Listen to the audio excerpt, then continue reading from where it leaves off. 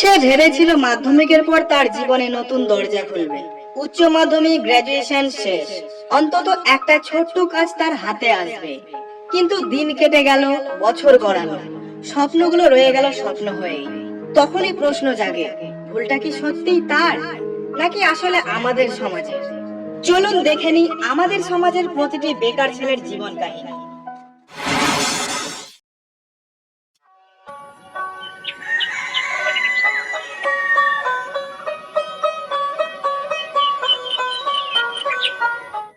কই গো, এক গ্লাস জল দাও তো।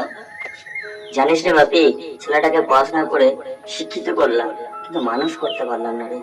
মনে বড়ই কষ্ট। প্রীতম, আর কি করবি বল, আজ আসি রে, বাড়িতে অনেক কাজ আছে। ছেলেটাকে ইলেকট্রিক বিল জমা দিতে বললাম, বিল জমা দিয়েছে নাকি কে জানে, কোথায় আড্ডা মারছে, আমি কি করে জানবো? ঠিক আছে রে, দেখ তুই একটু খোঁজ নিয়ে দেখ। আসিস তাহলে বাপি। ঠিক আছে রে, চললাম। আসিস রে। হ্যাঁ, ভালো থাকিস।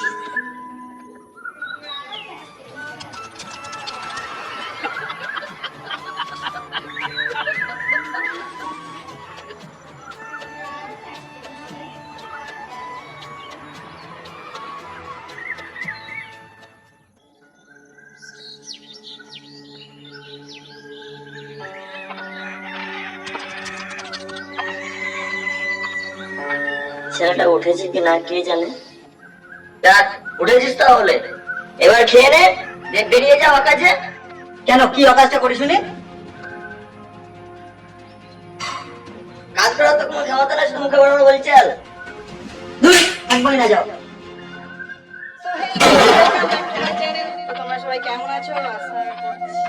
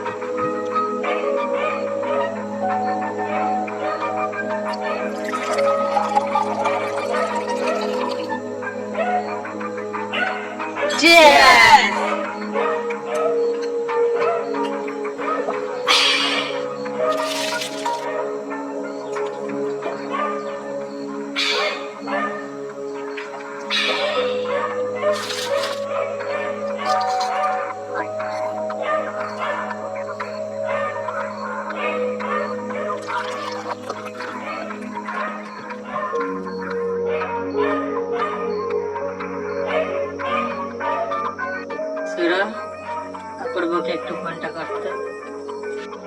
ঠিক আছে, করছি। আমার ফোনটা কই? কই রে, আমার ফোনটা কোথায় গেল? এটাই মনে হচ্ছে, এটাই।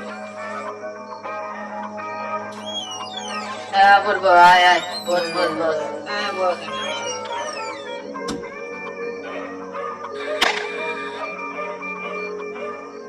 বুঝলে কৌশিক, বাড়ির কিটকিট শুনতে আর ভালো লাগে না রে। কেন রে, তোর কেসটা কি? বাপে খেলালো নাকি? বাপে খেলালো নাকি রে? কি করবো বল, কাজ করতে চাইছি কিন্তু কাজই খুঁজে পাচ্ছি না। কাউকে ভালোবাসতে চাইছি, তাও হচ্ছে না। শালা কি করলাম জীবনে, না পারলাম ভালো কিছু করতে, না পারলাম ভালো কিছু। তাই তো রে, আর একটা যাক নাকি। না না কৌশিকরা, চলো এবার বাড়ি চলো, অনেক রাত হয়ে গেছে, 12টা বেজে গেছে ঘড়িতে। ঘড়িতে আর কি 12টা বাজে, আমার জীবনেরই তো 12টা বেজে গেছে। আর না না দাদা, চলো এবার বাড়ি চলো, তোমরা বাড়ি যাও দাদারা। না না, চল বাড়ি, বাড়ি চল, বাড়ি।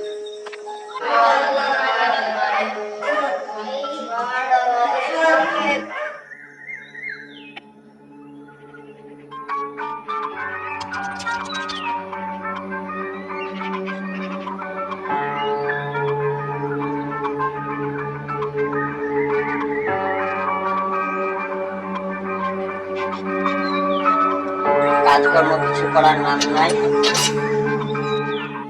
এত বড় ছেলে বাবার ঘাড়ে বসে খাচ্ছিস, তোর লজ্জা লাগে না তোর?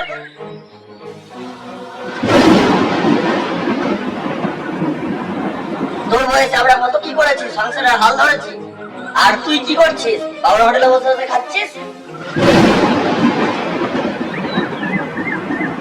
আর বেকামা হয়ে ঘুরে বেড়াচ্ছিস। তোকে দেখে আমার লজ্জা লাগছে। পাশে আরো 5 জনকে দেখা, তাদেরকে দেখে কত গর্ব লাগছে, তারা সবাই কাজ করছে, আর তুই কি করছিস? বেরিয়ে তো আমার ঘর থেকে। তোর মতো সন্তান থাকার থেকে না থাকা অনেক ভালো। তো এক্ষুনি ঘর থেকে বেরিয়ে যা।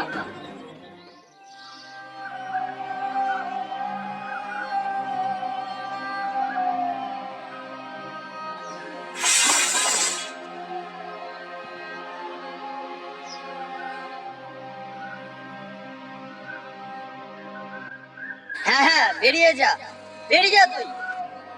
হ্যাঁ, চলেই যাচ্ছি, ফিরবো না, আর কখনো ফিরবো না তোমার এই বাড়ি। হ্যাঁ হ্যাঁ, চলেই যা।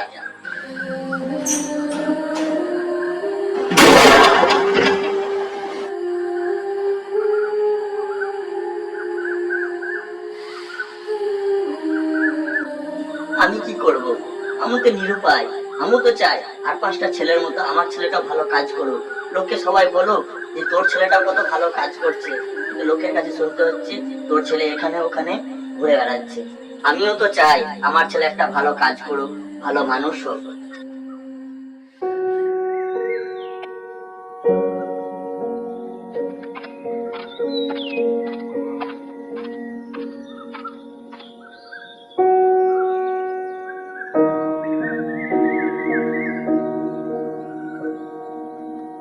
কিরে, এত রেগে আছিস, কি ব্যাপার? কিছু ব্যাপার না রে, আর ভালো লাগে না। কোনো কাজ নেই, বাড়িতে উঠতে বসতে গাল খাচ্ছি বাবা মায়ের, আর ভালো লাগছে না, বুঝলি? কি আর করবো বল, আমরা বেকার ছেলে, আমাদেরকে এসব শুনতেই হবে। So hey guys, welcome back again to Bangshadhar team. তো কেমন আছো তোমরা সবাই? আশা করছি অনেক অনেক মজায় আছো। আমি বংশাধর টিমের একজন এডিটর, আর আজকের ব্লগ একেবারে মজার এবং আলাদা হতে চলেছে। So tata.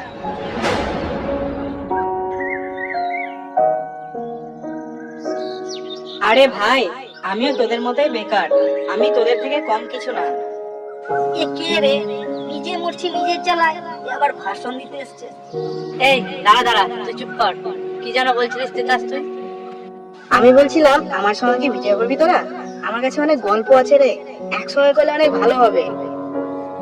এইসব কন্টেন্ট ভিডিও করে কি আর সংসার চলবে? তা না, দেখ ভাই, এইসব ছোট ছোট কন্টেন্ট ভিডিও করে আর ছোট একটা কাজ করে বাড়ির গালি খাওয়াটা তো বন্ধ হবে।